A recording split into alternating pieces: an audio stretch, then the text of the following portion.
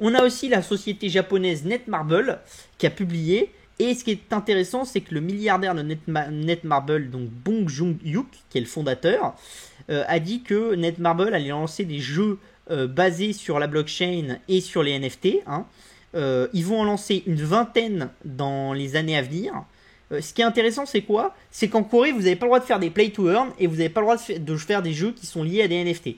Donc c'est une société coréenne qui va créer des jeux pour l'international. Ça, c'est très intéressant. Pourquoi? Parce que d'habitude, les sociétés coréennes créent toujours des jeux pour le marché local qu'elles amènent après à l'international. Et là, le fait que Netmarble se restructure et ait une vision, on va créer des jeux qu'on va pas pouvoir vendre en Corée, qu'on va amener à l'international, c'est quelque chose quand même qui est très nouveau et qui vous montre vraiment l'attirance qu'ils ont pour l'univers des blockchains. Alors, il y en a qui vont sortir très bientôt. Donc voilà. Il y a un nouveau jeu qui s'appelle A3 Still Alive, qui sera un jeu avec un play to earn. On pourra s'échanger les armes, les actifs en jeu, ce genre de choses. Et il devrait sortir en mars. Donc on aura déjà des premières impressions.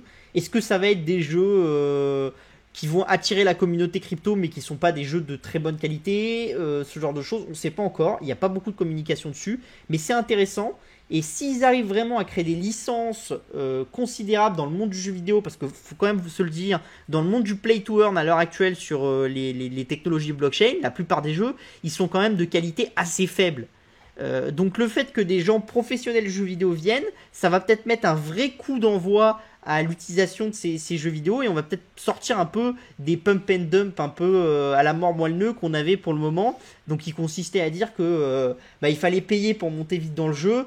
Comme on pouvait s'échanger les actifs qu'on avait dans le jeu, forcément celui qui arrivait au tout début du jeu il avait plus d'avantages et après il pouvait gagner beaucoup d'argent en vendant ça à d'autres qui espéraient monter dans le jeu pour faire eux-mêmes la même chose. Donc c'est un petit peu un système de Ponzi et c'est sur ce sur quoi sont construits la majorité des play to earn à l'heure actuelle.